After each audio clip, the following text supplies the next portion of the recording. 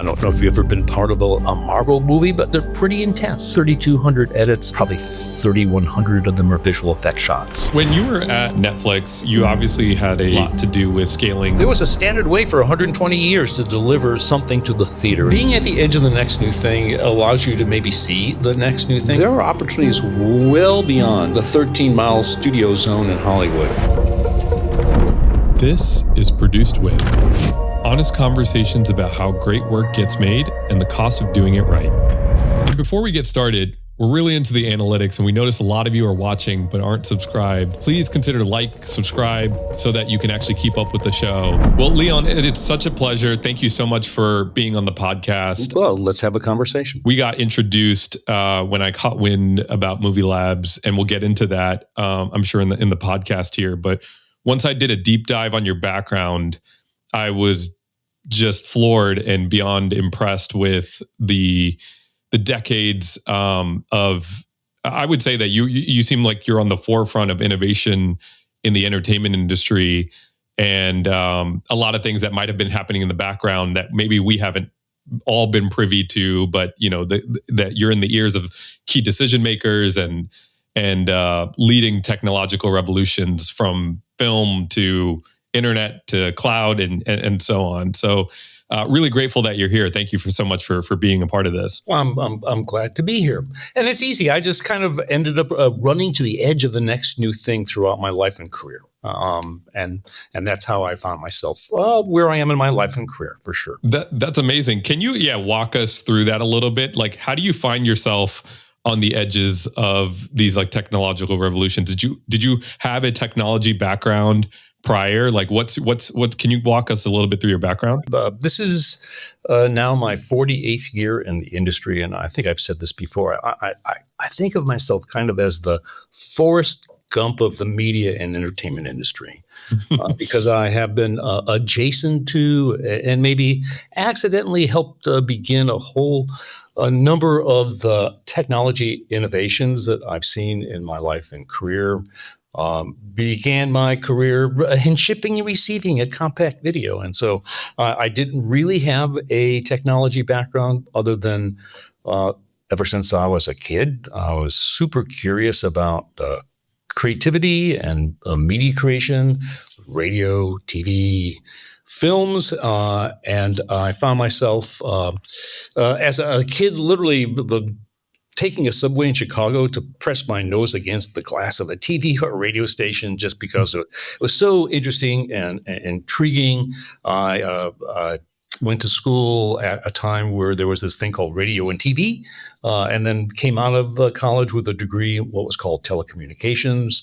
I had no idea what telecommunications was, so I ended up working at a jazz blues nightclub in Chicago with my two best friends until I realized that if I wasn't going to be, this is the late 70s, jazz blues nightclub, a lot of drugs and drinking.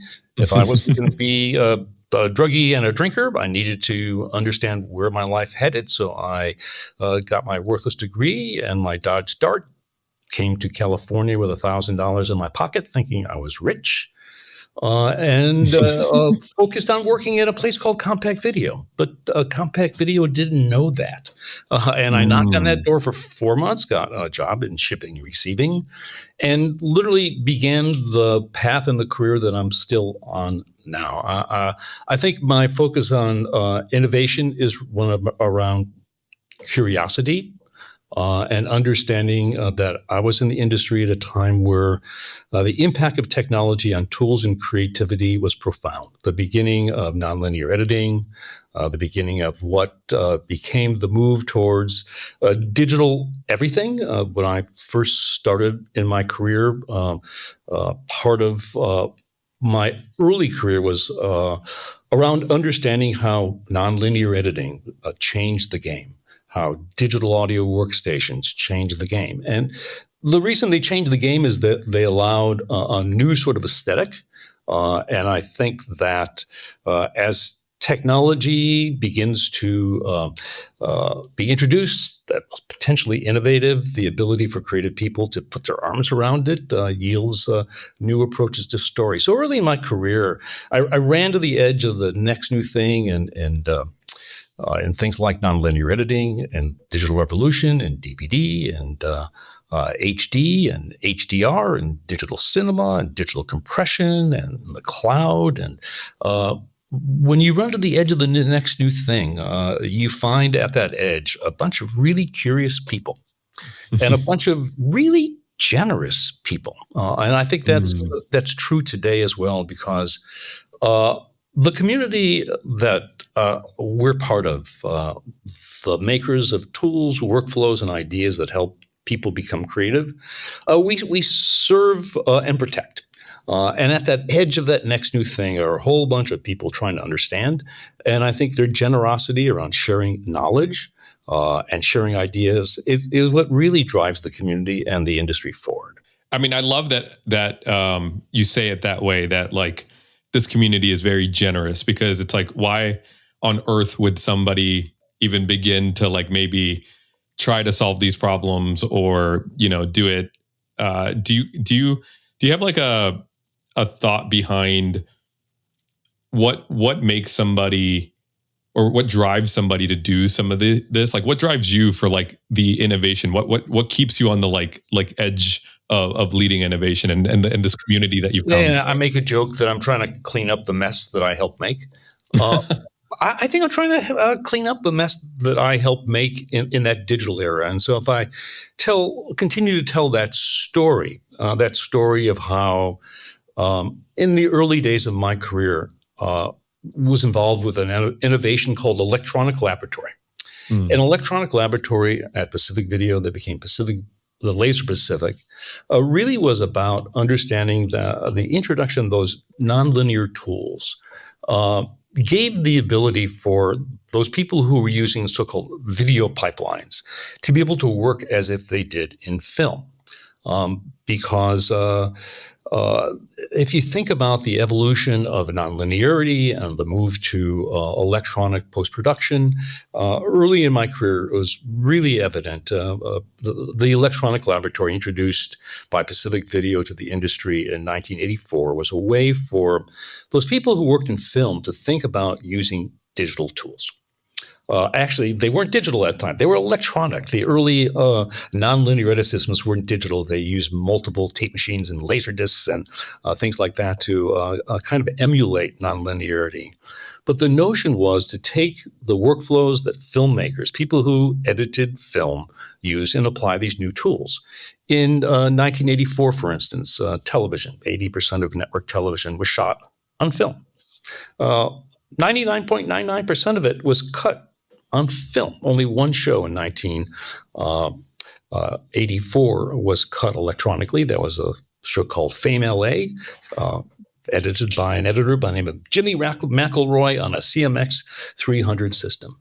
In 1984, with the beginning of electronic post-production, the industry started to take note. Editors started to see this as a new and maybe potentially more creative way to edit television. In 5 years' time, by 1989, 80% of network television was still shot on film. 99.99% of it was now cut electronically. Every show within 5 years went from editing film to editing electronically, except one show, Murder, She Wrote, was still cut on film. And so what was going on was we were beginning to replace these film workflows with these digital tools. But we didn't create a new pipeline. We just kind of emulated the old one. And so what happened was that within the 80s, the 90s, the 2000s, all these digital toys and tools showed up. It was like Christmas morning. We played with all these toys, and it was like leaving them on the living room floor. There was this thing in that era called plug and play. Remember plug and play? Well, they never really did. They kind of created a bunch of options. I created a term in the industry that stuck. Snowflake workflows was something I had noticed in my life as I was looking at the workflows for shows, that every single one of them were different. And that's because the tools allowed a lot of options, but they didn't allow a lot of collaboration, interoperability, or connectivity. These were pretty much bespoke workflows. So I like to think that there's this digital mess that I helped create we unleash these new tools on the industry. And then part of this notion of plug and play, well, it didn't then, but maybe it can now. And that's Mm. part of what I look at as we think about how the industry is coming together around next generation workflows, or around how the 2030 vision has resonated, and that a way to maybe pave the road so that creators can work in snowflakey ways, but in a standard sort of pipeline where you can innovate on top of this paved road. I'm just curious before we hop into the future and kind of like what's current. Can you walk us through some of the history? I want to kind of dissect and pinpoint how cyclical some of these like innovations and periods are that like have come about. You obviously started with it sounded like film and like the digitization of like film. Can you like walk us through like what you felt like that the pivotal like technological revolutions were? You kind of highlighted a couple of them already. I like to say that our industry has one foot in a 100-year-old technology of film. 120 years, maybe the most important and certainly the most long-lasting technology of the 20th century. It has had huge impact, certainly culturally, this thing called film. And then our industry has another kind of, one foot in this 100-year-old technology and another in the now more than 50-year-old digital technology. And every time I say out loud that digital technology is 50 years old, it makes me crazy. But it is. And so in some ways, I think we're kind of approaching a post-digital age, hardware, software networks in the cloud. But in my career, the kind of the precipitous early event of nonlinear editing, and the invention of kind of using telecines, transferring film to tape.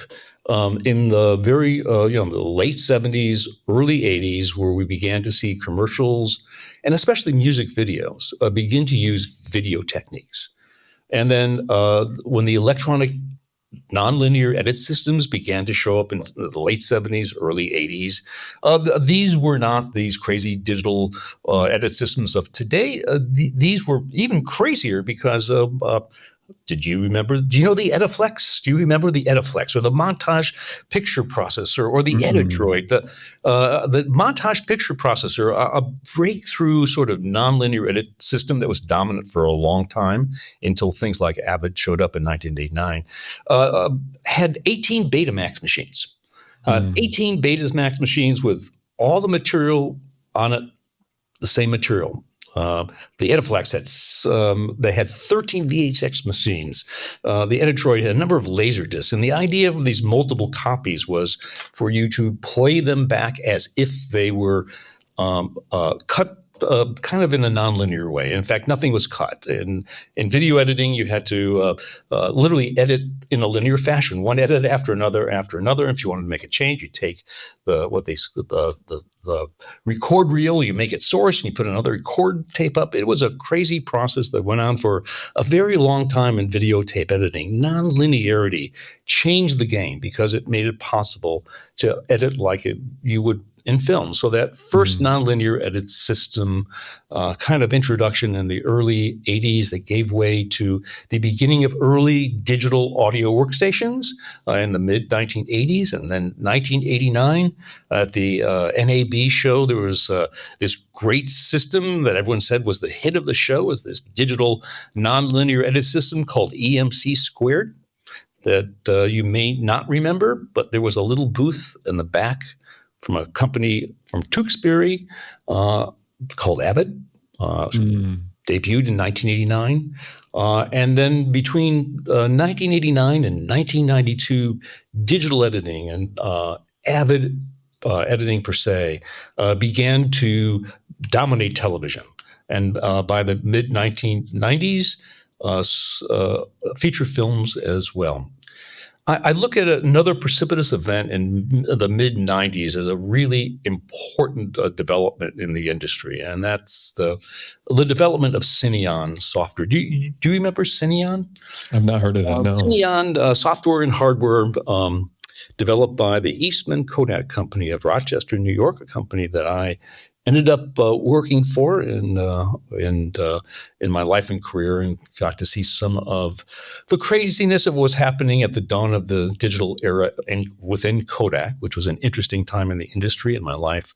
But 1992, the introduction of Cineon, which was software and hardware. It was a software that allowed, through a scanning device and a recording device, film to be recorded into a computer and then manipulated within a computer, then output from film. And while computer graphics were happening at the time in small bits and pieces, Kodak's notion was that if you could scan some film into a computer and then do something to it and output it, that you could prolong the life of film by creating a robust pipeline that allowed film to be the output of a computer. They called this process a digital intermediate. And actually, the words digital intermediate came to mean something else. They came to mean this color process. Mm-hmm. But the notion of being able to scan film into a computer and do something to it changed the way we told stories, because out of that, at the same time, the computer graphics were developing, the ability to do things inside a computer, get out to film for a theatrical release for motion pictures allowed dinosaurs to walk the face of the earth again, and creators to tell new sort of stories. So that mid-1990s, where computers and film and image manipulation technology began to be developed, enabled storytelling in a new way, and this crazy, robust, and creative visual effects industry that came out of that. And so, as you look at that march towards those 90s and the beginning of that era where films were finished in computers and digital cinematography and high definition videotape, and the beginning of digital cinema, and the beginning of the thoughts around these next generation workflows that could use digital cameras and digital manipulation techniques, we started to tell really different sorts of stories. And I think that's the most important thing to me, is that technology for technology's sake is interesting to nerds and to people who are really technical for technology's sake. But to me, this was all about how people tell stories and how our industry advances creativity from a partnership between the creative and technical communities.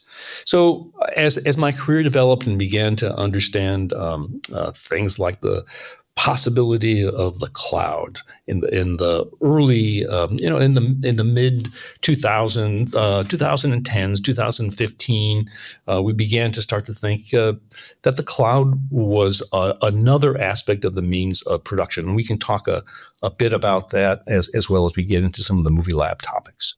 I loved how you kind of distilled it as I think you said it as like at least from a technology side, that the entertainment industry is like a tale of two stories, because there are parts of the entertainment industry that feel so stuck in the Stone Age.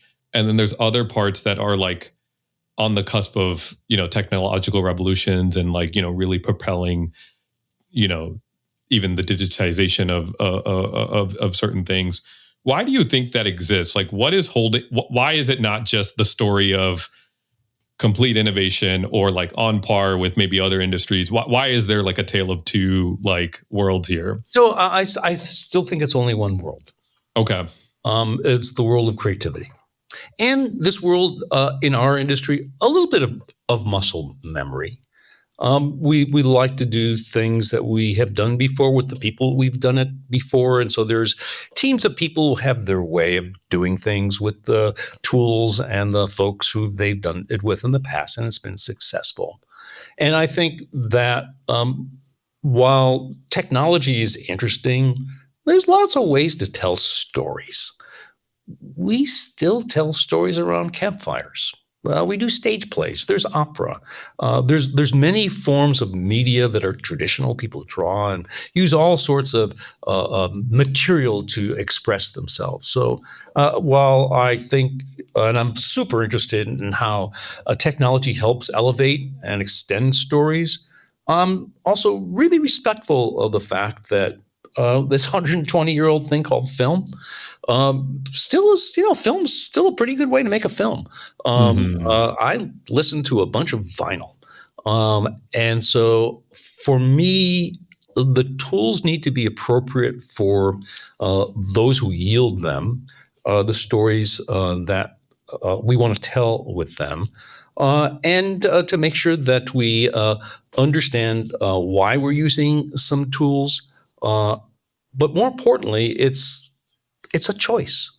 I want to make sure that a creative person has the choice of tools they want to use to tell their creative story. And increasingly, one of the things from a technology point of view I want to ensure is that the tools work really well together. This is the notion of interoperability. This is the thing that didn't plug and play. And this is, Hmm. I think, what we're trying to achieve is, if we can help the tools talk and work better with each other, if we can help the tools work better within workflows, and the tools and the workflows work better within these next generation ecosystems and infrastructures, because we're making media, in lots of different places and with lots of different tools. And if we can just make them work better together, then that's a way for us to hand back to the creative community the pens and pencils that they need to tell their story. And ultimately, from my perspective as somebody in the technology community in service of creativity, that's my role. I need to smooth the path for those who are trying to be creative, hand them the most expressive tools that we can possibly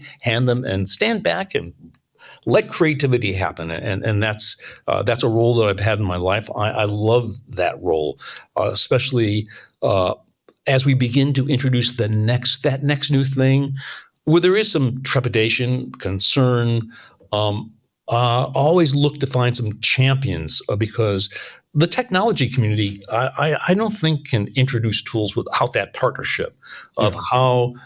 how they really can be expressed within that creative environment. And that, to me, is where that innovation really happens, where technology meets tools and creativity that results in the creative expression. That's what we're trying to do, is advance the creative expression. At some point, you talked about some of your experience going from companies like Kodak, and it sounded like Pacific was another one, where it was more on the like maybe pioneering side of like post production and kind of like digitizing things. At some point, your career took, maybe it's not a pivot, but just like a turn for working at the studios themselves. Can you talk a little bit about like what that was that you were doing at Walt Disney or at Netflix, and maybe it is aligned with what you were doing before Yeah, that? I think it's the through line is the same, which is how technology impacts creativity, and how the technology community have a role to play to help both make creative people more creative,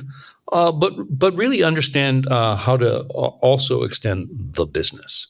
Hmm. Uh, I had an opportunity at the Walt Disney Studios to demonstrate how technology and creative infrastructures uh, enable something like a global day and date release of billion-dollar movies. We had a strategy called Digital Studio at Disney, and I came to Disney to articulate it, and which is both kind of a business strategy and an infrastructure strategy, which was understanding how to connect, at that time, digital file-based workflows with vendors and infrastructure on the lot to streamline production, post-production, distribution, and delivery. There was this idea that if we can build file-based workflows that connect more interoperably with the vendor community, uh, with the filmmakers themselves that we could do a better job of delivering really complex films. And so at the Walt Disney Studios, we were able to both build out some infrastructure that was really timely, because at the same time we were doing that, Marvel moved onto the lot.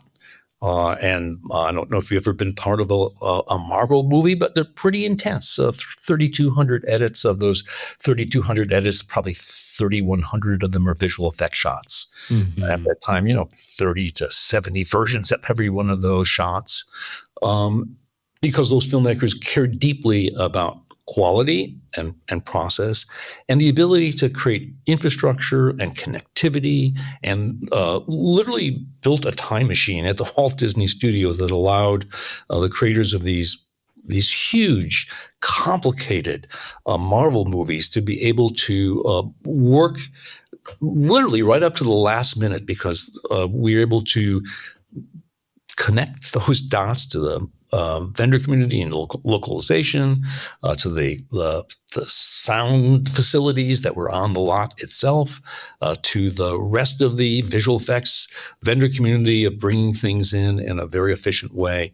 So the ability to demonstrate that infrastructure, technology, connectivity, collaboration, these next generation workflows could yield important kind of streamlining of workflows that enabled a company like Marvel and Disney to deliver these huge movies that were dripping wet, not yet dry, to the theaters just in time, demonstrated that things like building out infrastructure, things like digital file-based workflows, things like interoperability, not only were things that were important to have, but they were vital to understanding how to deliver these sort of huge titles. And we began to learn the lessons of what those next generation workflows looked like.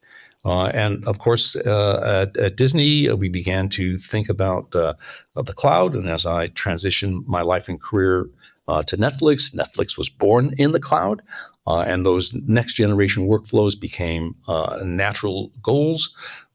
And it's still a work in progress. Obviously, we will continue to work with filmmakers and technology as it develops. And I look at where we are with visual effects tools, obviously with AI, and the ability to really understand how we can maybe take a little step back right now, understand where we are in our industry, how we can really enable these next generation tools in respectful sort of ways, and do what we've always done, which was hopefully collaboratively work together to help our creative communities understand how the technology enhances storytelling. Because after all, this is not about AI. This is not about the cloud. This is not about tools that are interoperable. This is all about using this stuff, this tech that we love, these people who are very passionate about what they do.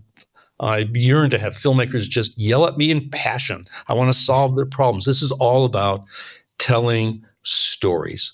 And so we're in this great position as tool providers and as technologists, because we get to help people realize their creative goals. So great. In your time as working in leadership at some of these studios, do you find that studios are receptive to this kind of change, or are they very against to protect a certain type of way of doing things? Like, how have you found the openness? I guess I think from the outside it looks like maybe one I've way. only seen curiosity and openness, especially right now. We're looking to understand how our industry can move forward from a creative standpoint, from an economic standpoint as well. So the promise of new tools that can be more effective or efficient are always interesting to studio types.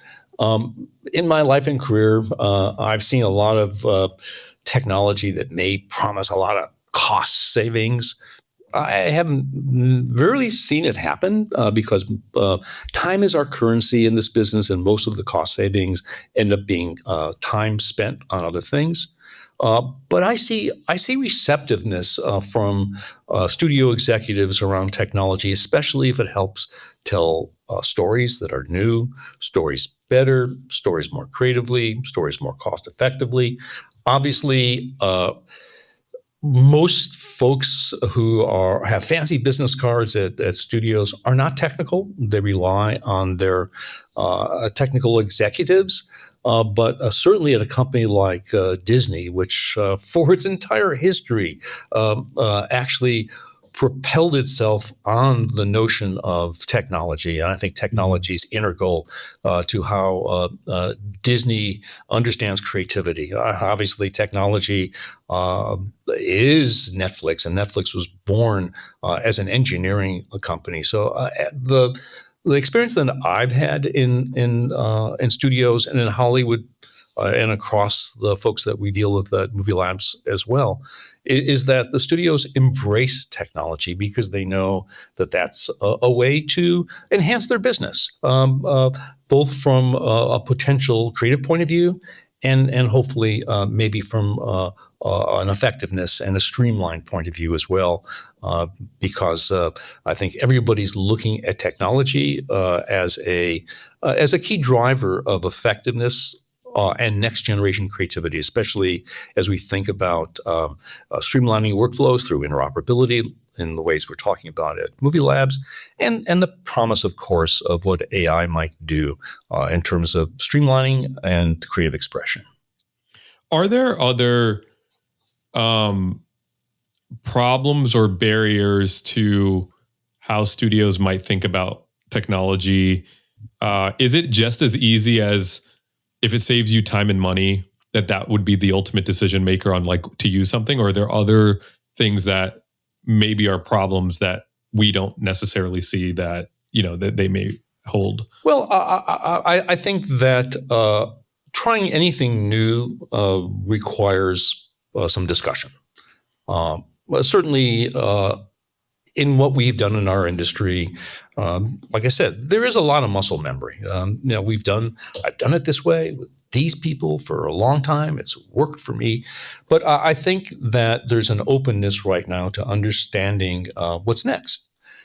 Because I think there's a general understanding of what got us here won't get us there, that the world is changing, that there's exciting developments, that the world is being impacted by technology writ large.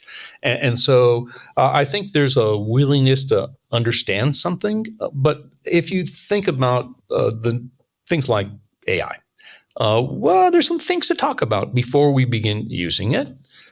Certainly around topics around generative AI. We've been using machine learning for a long time in our industry, as you know.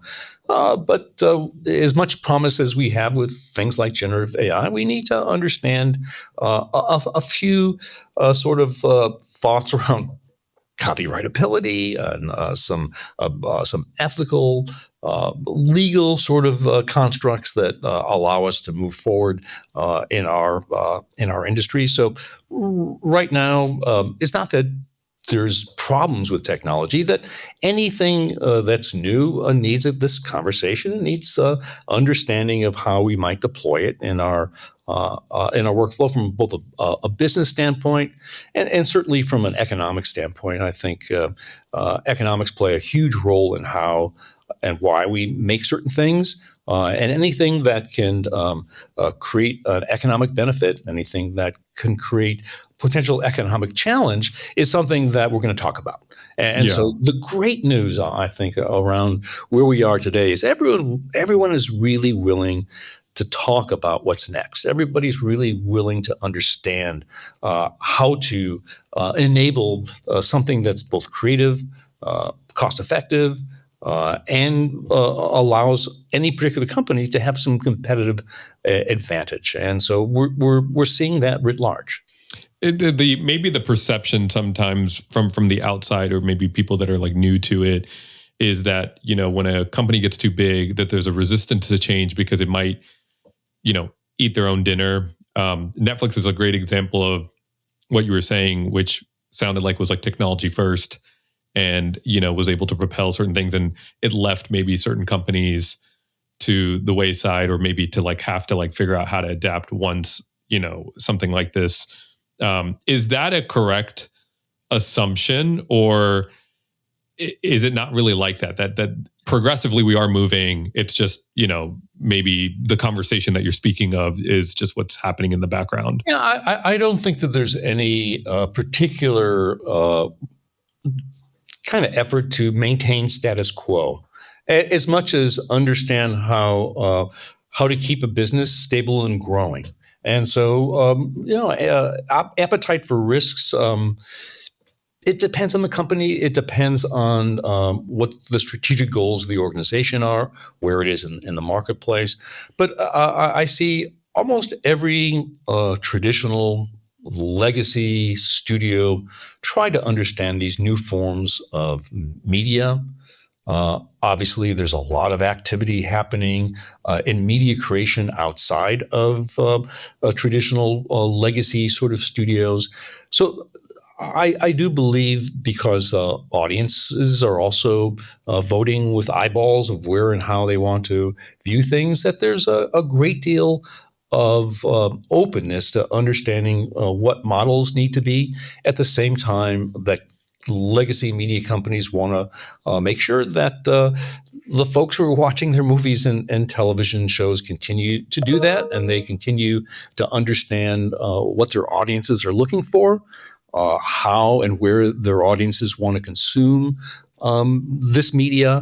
And so I think we're at this great time in our history where everybody's kind of standing back and understanding that we're at this really important, precipitous time where opportunity to create is changing and being enhanced.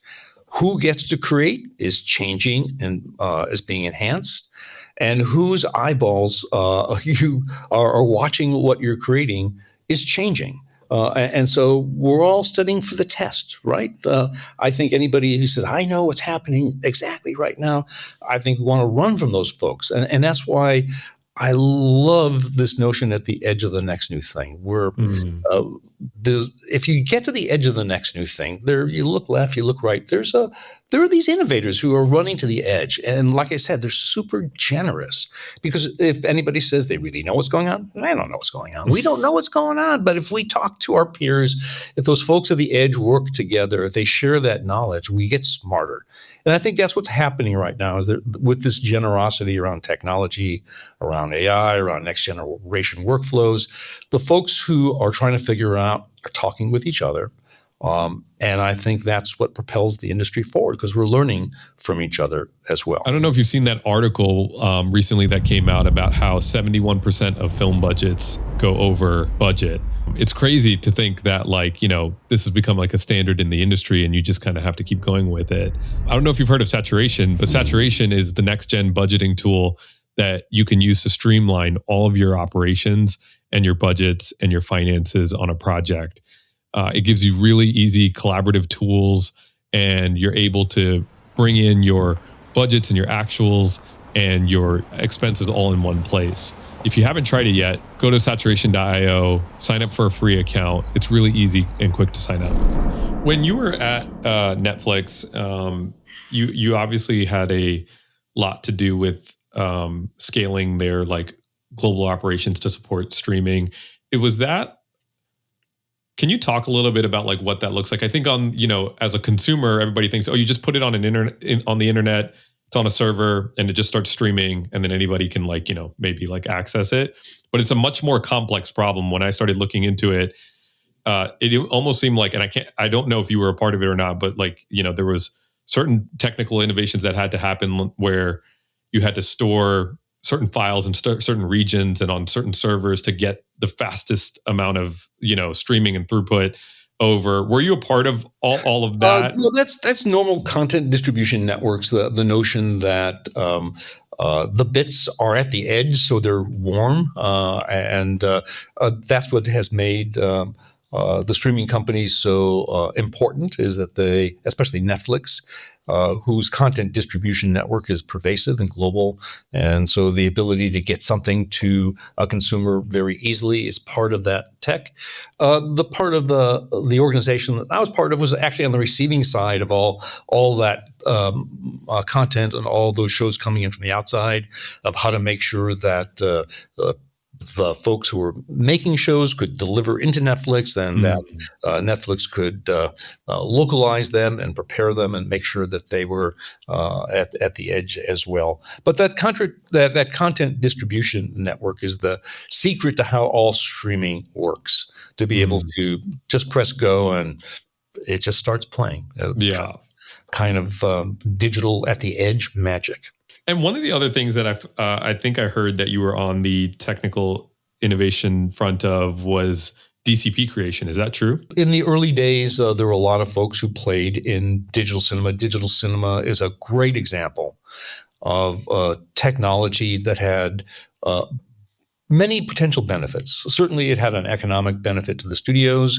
It had a potential for quality benefit, but frankly, the cinematography community wasn't sure. If you think about the early days of digital projection, digital cinema, the quality wasn't there, but the collaboration between that technical community, the creative community, the cinematographers, around how to understand the quality issues of digital cinema was the precipitous event that allowed digital cinema to move forward. And yeah, we and many people played a role in understanding how digital cinema could be created effectively and efficiently. We played a role at Disney with creating some automation around digital cinema packaging, and the ability to streamline and just make that part of the industry efficient was something that the vendor community, the studio community, the cinematography, the editor community got together and through great collaboration worked on both standards that allowed digital cinema to be a global phenomenon, the quality to be something that the creative community could endorse, and the studios, of course, benefit through the economic benefits of the diminishment of the print costs that were replaced by digital cinema distribution. It's crazy to think, because even that is still, I think, widely being used today as the primary source to like how that technology plays in theaters. Am I correct in saying that? So the way we deliver to theaters is a digital cinema package. But ironically, a digital cinema package in some instances still have a concept of film reels. And so that's how tightly interwoven we still are with the legacy of motion picture film, and that evolution takes time. But the way we get to cinemas today are through digital cinema packages. Out of curiosity, because I've had to make a few DCPs in my, or not me personally, but like work with vendors to make a few DCPs. You know, I've even wondered, as of, I think the last time I did it was 2-3 years ago, but why does it exist like that? Like as like what you're describing, it seems like a very procedural way maybe to emulate kind of like that film reel versus like it's just like a ProRes file, or, you know, something that maybe my generation grew up with what we think is like the digital first way. Like maybe a simplified version of me thinking is the digital file that just plays on a computer that like plays on a projector. It's important to have standards. Standards are a good thing, as opposed to saying, what is this file? I wonder if it will play today. Mm-hmm. And the reason, so a digital cinema package has a number of important attributes. The security wrapper is an important one as well, that says I can play on this projector for these dates at this time. So that we have an ability to understand that the thing we send to the theater is secure. but it also has a manifest that describes, what's within that package, the language tracks, the ability for trailers or other things to be played within it, the ability to swap something out at the last minute. So the having a digital cinema package is really about having a standard way to deliver to the theater. If you think about it, there was a standard way for 120 years to deliver something to the theater as a piece of 35 or 60 or 70 millimeter film that if you think about it, that ubiquity of film meant that the infrastructure existed globally, anywhere to play it. And so in the creation of that digital cinema construct, it was important to emulate that same standard methodology, the global methodology that says I can go anywhere with a DCP and play it at any digital cinema projector, any digital cinema server in the world, as long as I make sure that it's delivered on time, it's the right thing for the right environment. The reason for DCPs is quite simply it's important to have standards. That makes sense. Your journey has taken you obviously through some of these big companies, but then also founding some companies. From what I recall, you were one of the founders of the HPA, which is the Hollywood Professional Association. Most notably, it seems like the tech retreat that you guys host has become kind of like a hub for innovation. Can you talk about founding that organization and what it's doing? The Hollywood Professional Association came out of another organization that was a predecessor organization called the ITS in the early days of the videotape kind of post-production industry. There were this early organization. It was a national organization. I was the head of the Southern California chapter. We were activists in issues of the time. In fact, changed the tax laws in the state of California to allow for post-production exemptions and some of the laws, the regulations and business regulations in LA. And so really activist group, but at this national organization shut down. And so instead of saying, hey, our work here is done, we did a good job, we decided to continue the efforts and in a little different way. The Facility Association was really about post-production facilities.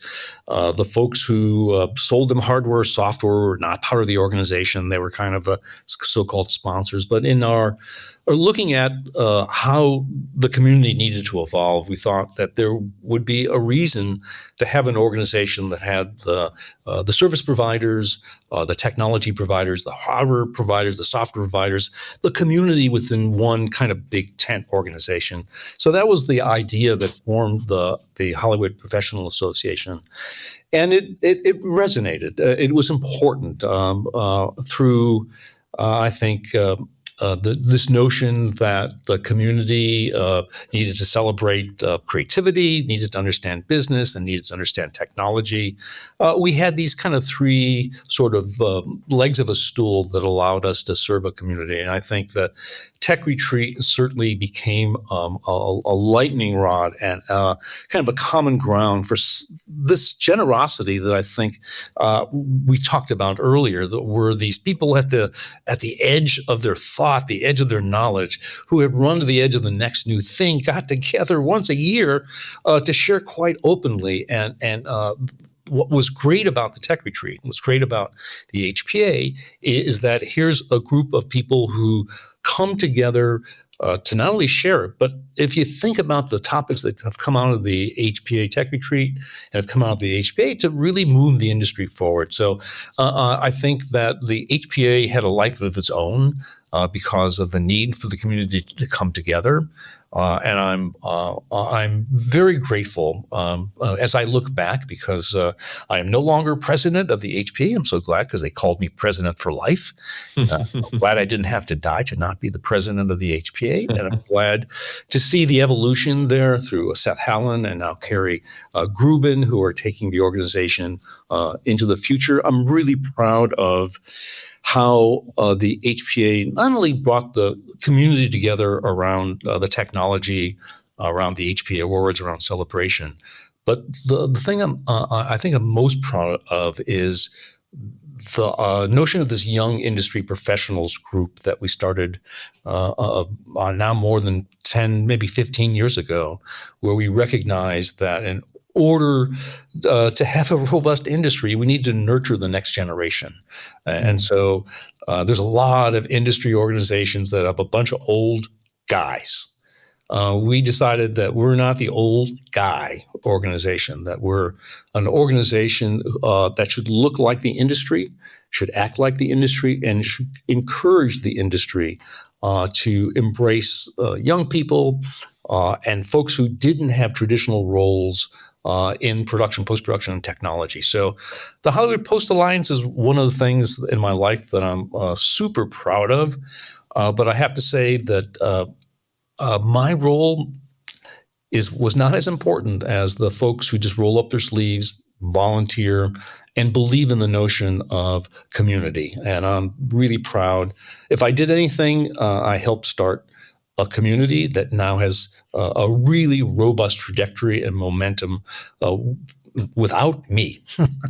What does that look like for empowering or helping the next generation? Practically speaking, if somebody like myself wants to make a dent in this industry, like what's the advice that you give young technologists or young entrepreneurs that are trying to make a dent in this space? Well, part of what we do with young entertainment professionals in HPA is make sure they have really good mentors. And make sure that they're not excluded, that they're part of the conversation. And the advice today, I think is the same advice as always. Although, frankly, this is a different day. I think where we are right now with technology, specifically AI, means that the paths that were once apparent in the past may not be as apparent in the future. So without regard to any HPA thing, the advice I give my mentees today is really about curiosity.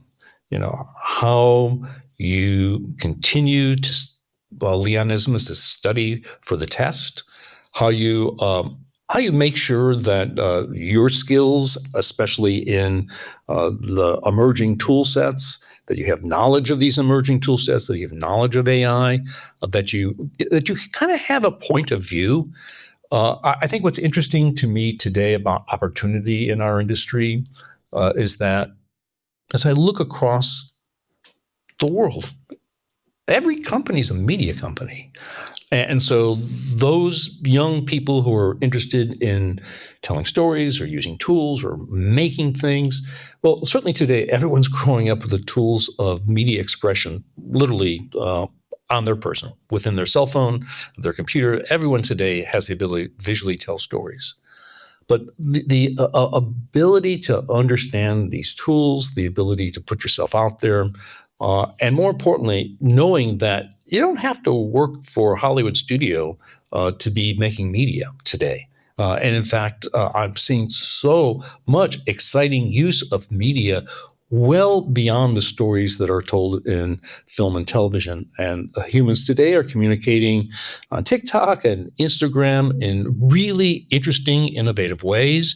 And companies, retail companies, are beginning to extend their brands in visually compelling ways. So today, young humans who are just starting out have, ironically, more opportunity to tell stories through media than ever before, and understanding how to be facile with the tools, to be conversant in the language of storytelling, to be conversant in the places the stories are told, provide the opportunities for young humans to understand what's my career?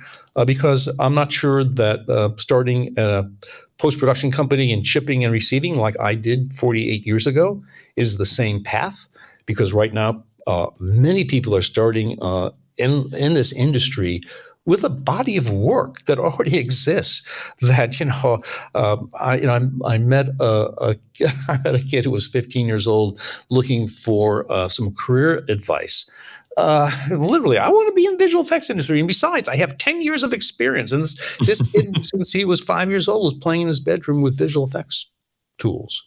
And so Wow. the aesthetic of young humans growing up today, having the ability to tell stories visually through media, is I'm going to stand back and wait for these new stories that are going to be told in new ways by these folks who are literally growing up media conversant in new ways. So, what do I tell young people? Study for the test. Be curious. If you're a storyteller, start making stories. And if you want a job in media, you know what? There are opportunities well beyond the 13-mile studio zone in Hollywood. In fact, globally, we're making stories in new ways that are exciting to me. And I think that the stories of the future are going to be told by that next generation. And I'm really looking forward to seeing them. It's so true. I love what you said about the 15-year-old, because I totally forgot that even some of my early journey, I guess, into telling stories or creative media was, I remember my cousin had a webcam, and it had, I guess, like some new feature where you could do stop motion on it. And it was like taking like a Hot Wheels car that I had and that camera that led me to like making my like very first kind of like little mini short around like this Hot Wheels that came to life. And then I didn't realize like how young I was. I think I would have had to been like 6 or 7 years old. Like I wasn't, like 20 something and getting into like stop motion. It was just something that was like accessible or available to me. And the one that's the one that like is the most profound experience that I had was maybe similar to that 15-year-old with VFX, was when video games was on the rise. When the PlayStation and Xbox started to like really like take over like homes, there was this video of these two guys that would basically take the video game characters, put their own voice behind it, and instead of spending thousands, if not like hundreds of millions of dollars to try to recreate this, they just kind of took the video game characters to tell their own stories. And it actually inspired me to do that as well. And it's kind of what I think so it's really cool to hear that is kind of like maybe like a first indicator, or first kind of like way to see how early somebody can actually like step into creativity, or start telling stories, and maybe how that might feed some of the innovation that we might not even know to expect in the next. What's super interesting to me is how many people on Earth are telling their story visually, and how compelling some of that stuff is. I come from a really professional media background. But looking at TikTok and looking at Instagram and those silly, interesting little reels and snippets of people communicating with others, there's something happening there, and that's not going away. And there's absolute innovation happening there. But if you look at some of the tools that are coming out of those sort of user environments, creation tools, it's crazy, seeing those editing and sound tools coming out of that creator community. Powerful ways to express yourself. I'm really looking forward to seeing where that innovation is coming next, because a lot of it is coming from that community. Has that innovation hurt or helped the industry? Like, I know it's always like a looming threat of video is going to take over, social media is going to take over, the next type of streaming is short form content is going to take over. Have you seen that any of that be a looming threat, like when we're talking about other types of technology, or maybe creating other types of stories? I don't know. There's always been spare time, and there's always been time when people are not paying attention to traditional media. But I don't know that user generated content and TikTok and Instagram and spending time in social media eliminates the media and entertainment industry. I think it illustrates it. I think it elevates it in many ways, because I think it differentiates professional stories from those told by average users or even accomplished influencers. I think there's something about a well-told professional story that is compelling, and will continue to be compelling. Like I said, we still tell stories around campfires. We go to stage plays. I do believe we're going to have traditional forms of content for quite some time. Professional media that is produced by professional media organizations, in addition to media produced by small groups of humans, groups of influencers, larger groups of influencers. What's an interesting phenomenon to me is that the sort of media creators that are getting 500,000, million plus followers are becoming mini studios. And they're kind of, if you look at Mr. Beast is a studio. Yeah. And so those models of kind of expression around that user created content that turns into this mass sort of audience becomes professional media, and I think kind of full circle. So I think they feed themselves, they define each other, and while there's a bunch of humans watching reels on TikTok and Instagram, I don't think that doesn't mean they're not going to be watching reels in a theater. The explosion of consumer interest in IMAX and premium large formats, I think, to me, super interesting in a post-pandemic world where now people are absolutely leaving their house to see something immersive, something big, the sort of entertainment that is the sphere. I think we're now driving ways to see media in super innovative ways, and to me, the ability for humans to distract themselves with media is, I think, a little different than actively going to seeing F1 in IMAX. Yeah.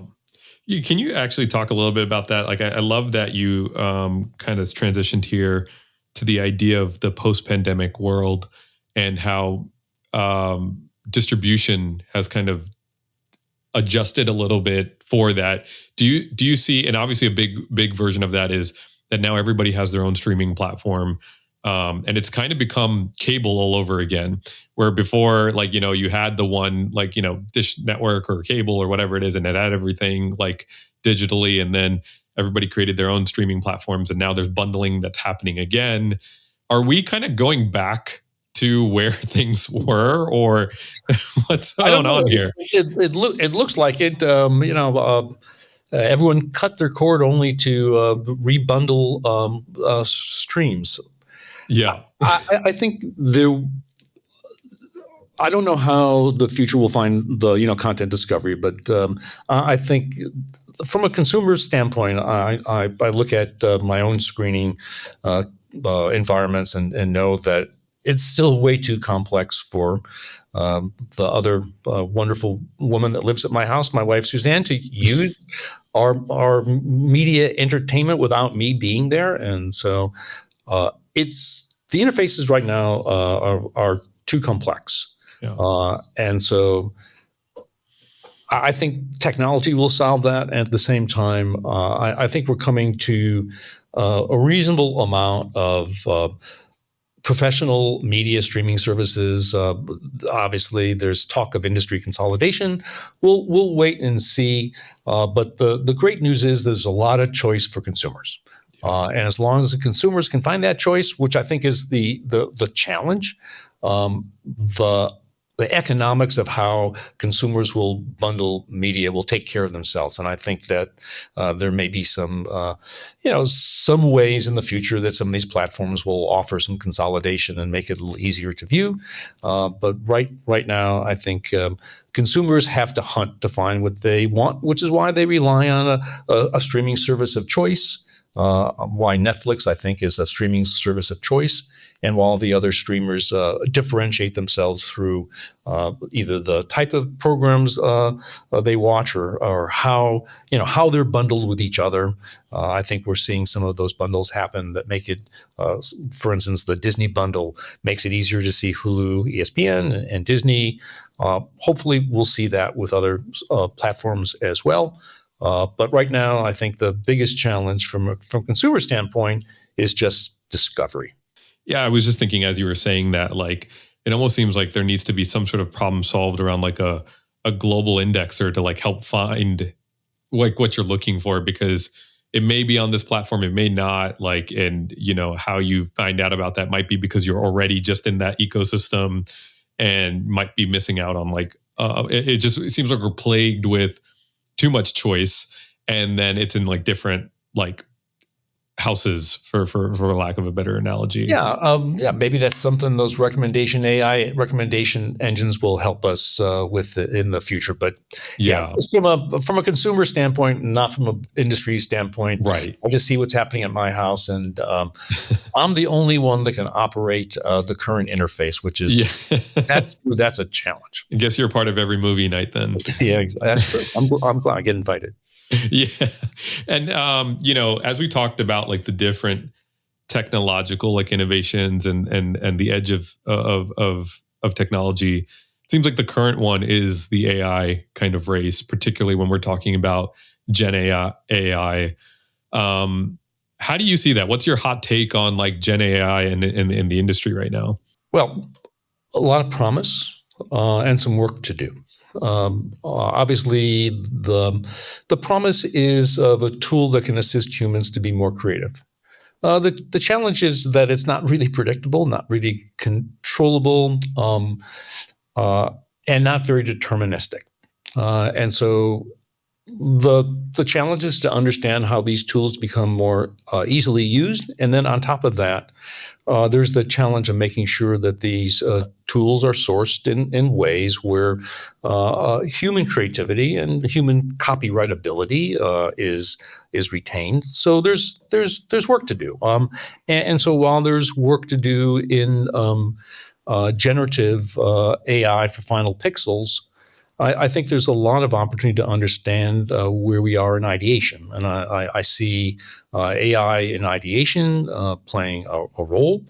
The lack of controls, the lack of ability to understand predictable results, make the iteration process different than other creativity processes.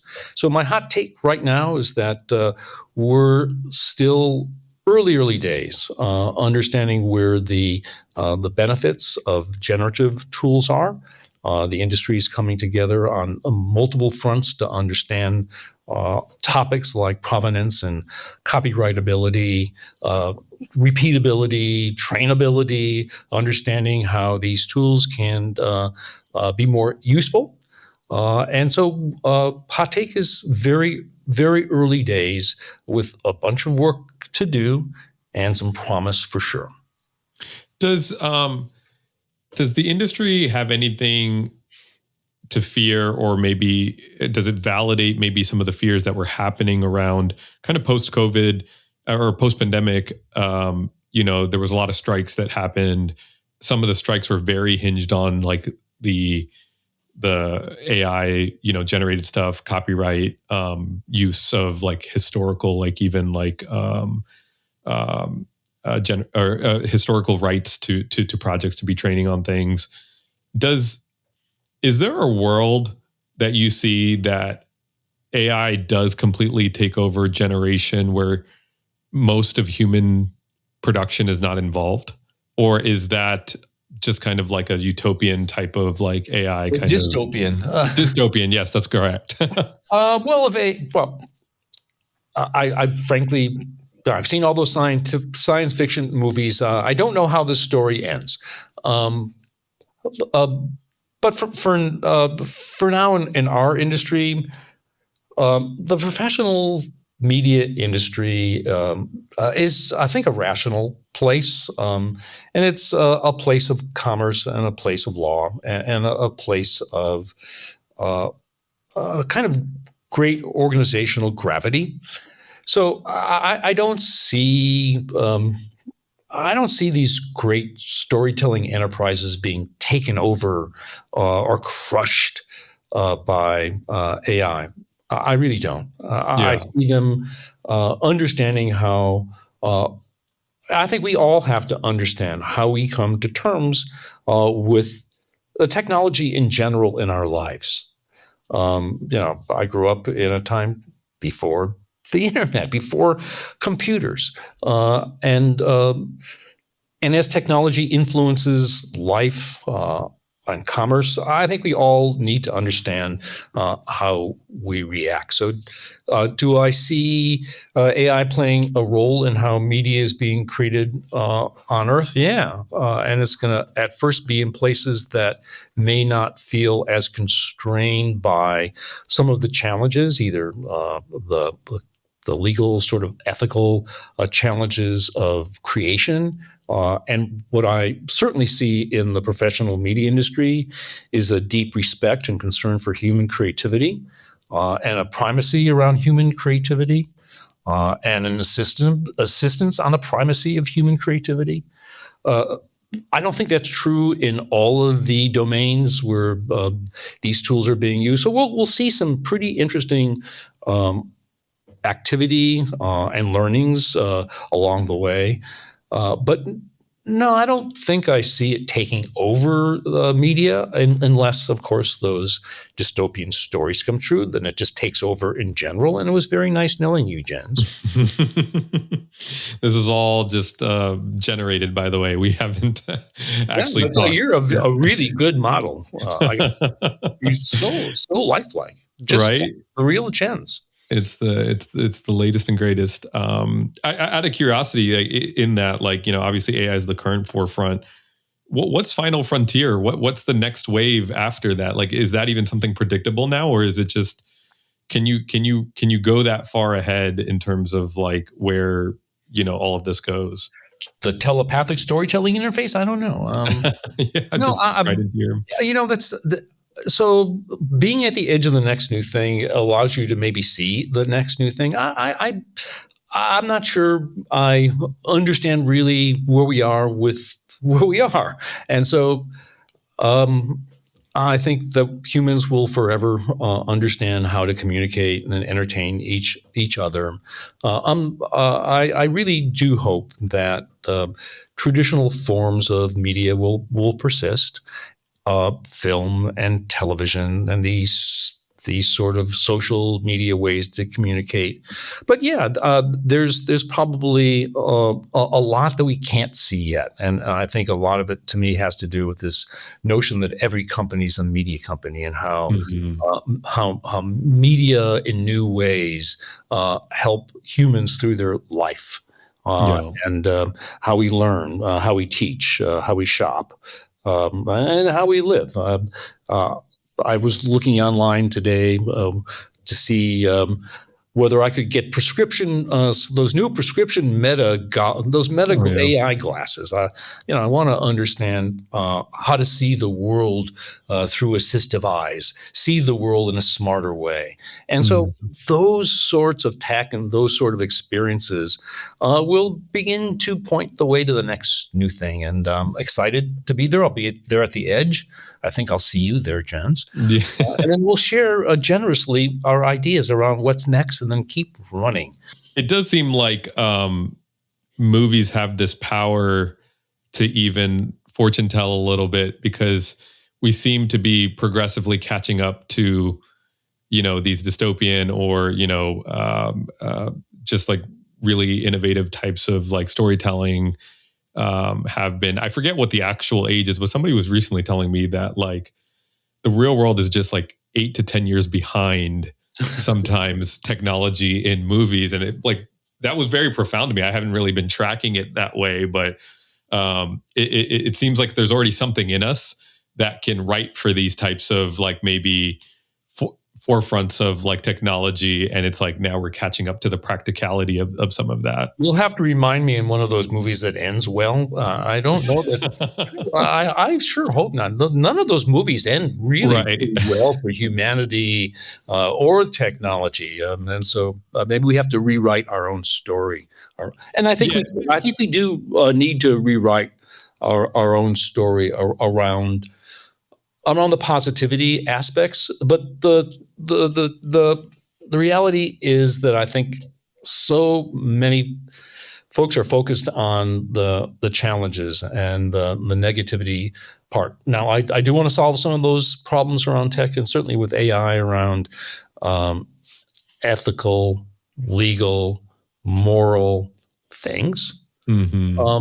But as a tool, I just want to hand this big palette, this big box of crayons to creative people in this creative realm. And so while these tools have interesting challenges, sociological challenges from a creative point of view, from a storytelling point of view, I'm super excited to understand what happens when these tools become more facile, more repeatable, more controllable, to put them in the hands of people who can tell stories. And we're going to stand back and see some new sort of stories and really understand how we support that as an industry. So that's what's next. And I think that's, again, what makes it so, I think, important right now in our industry is that I'm just seeing so many of my colleagues and so many people across the industry working together to teach each other, to share, and to have conversations like this so the greater understanding happens. And then when there are real challenges or real issues, and there are plenty of them, that we have a great way to communicate with each other and a great shorthand about how we deal with those challenges. Yeah. And, you know, that kind of is a great segue to what you're currently working on. You are one of the founders of an organization called MovieLabs. Can you tell us how this came about? I chair what is called the MovieLabs Industry Forum. So in 2019, the CTOs of the major Hollywood studios, who at that time were fighting around digital distribution standards and other aspects of technology, somehow, even though these guys probably couldn't agree on where to go to lunch, agreed on this expansive and 10-year vision of the future of media creation, the so-called 2030 vision. And it was this notion that if you think about where the folks who wrote the vision were in 2019, they knew they had one foot in this 120-year technology and another in this 50-year technology, and what got us here won't get us there. That they knew that in order to meet the challenges of the current world of streaming and global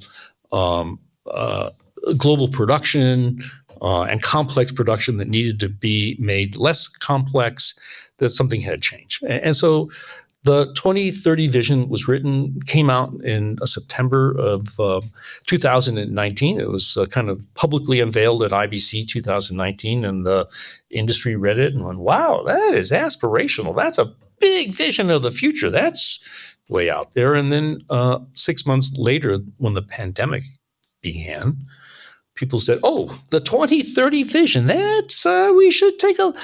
And so the validation of this notion of the ability to have networked collaborative work came about right after the vision came out as the pandemic hit. And as people around the world began to read the vision and understand those 10 foundational principles, they started bringing those principles into their business, started saying, oh, yeah, this is important to me. And even people who hadn't read the vision were beginning to move in that direction. When I was at Disney in 2015, we were beginning our thoughts around what the cloud meant. And if you think about what the cloud means to MovieLabs today, it really is about the notion of workflows that work in hyperscale environments, in on-premise environments, and in combinations of all the above. When we talk about the cloud, we're not just talking about hyperscale. We're talking about network production that is collaborative and works across different enterprises. And so the industry began to understand it. 2 years ago at MovieLabs, we called for some case studies. Hey, are you using the principles of the 2030 vision? And we were blown away. 40, 50 companies submitted case studies in our showcase program and began to tell us that this vision was resonating and that companies were beginning to implement it. Last year, we began to call for companies to come together within what we're calling the MovieLabs Industry Forum. And the forum is a group of companies, and Saturation is one of them, who've come together to say, yeah, we're implementing the 2030 vision in our business, and we're coming together to do it collaboratively and deliberately. And one of the things that's happening in the MovieLabs Industry Forum is that same generosity that I talked about around understanding these topics of interoperability, of how these tools work better together, around things like common data models, how an ontology for media creation can create some common ground around data exchange, how we need a new approach to security in workflows where locking the door, putting a camera and a guard is no longer practical when we're working across multiple enterprises collaboratively on networks. Understanding how these tools really do work better together. And so the MovieLabs Industry Forum is now almost a year old. Started last January. Almost 50 companies around the world have come together. And what we're seeing is the beginning of this real deliberative, collaborative way to invent the future of media creation by tools, workflows, infrastructures working better and more interoperably together. And what is interesting about what happened 5 years ago is that we're now at that place where the technology community understands it. And so, yes, there's a lot of alignment around 2030 vision, which is why it's now important that we increasingly talk to our creative community about the benefits. And so MovieLabs announced last year its 2030 Green Light Initiative, which is the beginning of an ability to demonstrate to the creative community what we're talking about. Hey, the 2030 visions. What do you really mean? What do you really mean by interoperable workflows? And so last year at HPA, we began to demonstrate what happens. A late-breaking script change. We demonstrated how almost 20 different companies could come together to demonstrate benefits of working together, and how in a 2030 workflow, what is absolutely chaotic in a pre-2030 world can become more effective. This September, we're coming to IBC again to demonstrate yet another 2030 green light scenario, and we'll be doing that throughout the year. HPA in February will also have another demonstration. So the idea is to begin the conversation with the creative community by talking to them about what these workflows mean to them when tools work better together. It also seems like this industry is a very particular industry, why maybe something like this is needed, because it sometimes depends on other people, contractors, companies, all coming together for a project. And then that could change from project to project or from company to company. It's not like maybe, a big tech company that just hires everything out and then it's just the same people or, the same kind of org that it touches A to Z. It might be that production is done by one entity, post-production is done somewhere else, or, so it might be both in org and externally to the org. as to why, and it almost needs this kind of like pipeline or network to prop it up better, because right now a lot more things are done manually or double the work because there aren't those like interoperable, like it could be like, I'm speaking English, you're speaking Spanish, in the way that like, and you have to translate it and you have to like figure out how to make it all work. Is that kind of what is the unique part of, or why we need something like a MovieLabs or like this kind of 2030 like standard? I think, well, there's a number of reasons, I think. One, just to take advantage of the fact that the tools are changing and these environments are changing. These infrastructures around public-private hybrid cloud are kind of the ground in which we are playing the game. But the reason we're doing that is that, like I said, the sins of my past, these workflows have become too complex, too costly, too many moving parts, too bespoke. In order for us to really realize this mandate I think we have today of how we make media more effectively, not only from a cost point of view, but from a workflow point of view, how we can streamline the overly complex way we make media today, the unnecessary amount of files that we move around, the copies that we make, the bucket brigade serial workflows that are not parallelized. This is why I think we need things like the 2030 vision in general, which is just to get the waste, the mundane tasks, the things that don't add any value to media creation. Can we get them out of the way? And we get them out of the way by tools working better and talking better together, by not having to literally make all these copies. Principle 1 and 2, if assets go to the cloud and do not move and applications come to the media, we save a whole bunch of time around waiting for somebody to make something and send it to me, and then me do something and send it to somebody else. And so fundamentally, the 2030 vision is about getting rid of all the waste that doesn't add value, that is not creative. And then on top of that is the ability to incorporate tools and have choice of tools. One of the important principles of the 2030 vision is the creative community have the ability to swap a tool out in the middle of a workflow and not break it. And so having this choice of tools, having the ability to operate in a highly secure environment, having the ability to have the flexibility to not only swap out a tool, but add a vendor, change the location, change anything in a workflow that allows efficiency. Because right now, like this change in script that we are talking about in the Greenlight program, if you change like we did in the scenario, there's a need for a new scene and a change of character and a new visual effect shot in this script. And that happens in fact, that happened on the production that we were mirroring, and it took a week and a half to resolve the issue. We're able to show literally live on stage how we can begin to recover from a change like that in minutes.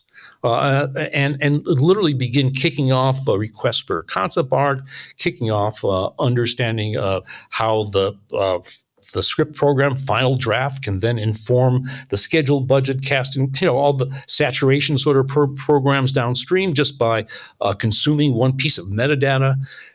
How do we just get all this waste out of this stuff with just improving kind of the behind the scenes scaffolding of production? And that at a fundamental level is why that's important. And then on top of that, the ability to then add new sort of tools like AI to these workflows in a 2030 sort of way begins to extend the creativity as well. So we need 2030 workflows. We'd have to invent them if they didn't happen already, because of the need for making media in a more effective way and extending of the creative palette to our filmmaking community at a time where the creative tools are also being extended. So why do we need it?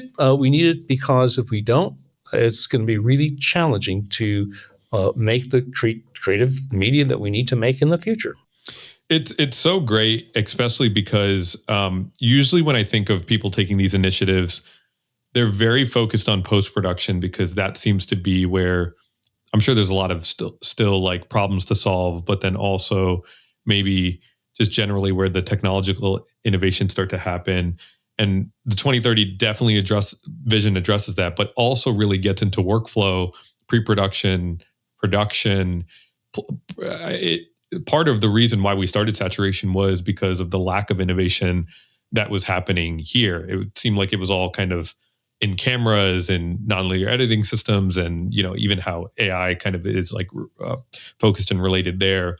But the example that you just gave, and I remember, one of the green light initiatives was that even when you make a change like that it could even affect, like you said, script or budget, and you can kind of quickly communicate to the higher ups or whoever, like how much these changes are going to cost. And exactly. And it's very profound that in what you guys have laid out in that 2030 vision touches all parts of the media creation, not just the end result or the post-production side of things. So kudos to that, and we're seeing it kind of play out in real time with some of these initiatives, and excited to see kind of how this gets adopted more mainstream. Yeah, and what's great is the industry coming together, companies like yours and others who are not only raising their hand and say, I believe, but rolling up your sleeves and doing the work in drafting groups and committees and working groups around how we define some of these specifications, these best practices, and how we open up our APIs and create ways to exchange common data. It's everyone coming together that kind of collaboratively, deliberately, and willingly working together to invent this future. What I love about it most is it allows us to focus on what we're great at. And instead of having to like tackle on maybe infrastructure stuff or connections to these things or the translation of that data, it really does feel like, we get to be a puzzle, piece of the puzzle, like that we are going to like help in this way with this piece. And yet, there's all these other companies and players that are focusing on their pieces, and you guys are kind of helping see that bigger vision and see the full picture. So, very excited to be a part of it. Well, Leon, it's been such a pleasure. Thank you so much for your insight and your generous time to inform us in what's happening on the forefronts of technology and media. Is there anything you want to plug or share about what's coming? Everyone, roll up your sleeves, work together, be generous, run to that edge of the next new thing, be curious, and let's help reinvent this industry. We have a role to play on the planet. The planet kind of needs to what we do, I think. And I'm just so grateful to be part of a community that works together, like I said, so generously and works together for the benefit of all. And I think that's the most important part of what's happening in my career and role right now at MovieLabs is how everybody is working together for this common agenda and this common vision that we share. And I appreciate the role that you play, Jens, and the role that your company plays as well. Leon, it's been such a pleasure. Thank you for joining us on the pod today. Thanks. One really quickly. I'm so happy to spend the time with you. Thanks for tuning in to Produced With. You can find more episodes wherever you listen to podcasts. Produced With is brought to you by Saturation. If you're a filmmaker, check out saturation.io, the all-in-one production budgeting, payments, and actualization tool. If you like this episode, subscribe to the show, leave us a review, or share it with someone who needs to hear it. Special thanks to our producer Eugene Wade and editor Stephen Gray for helping shape the conversation and making it sound as good as it does. And hey, check out the show notes. Join the community and find us online.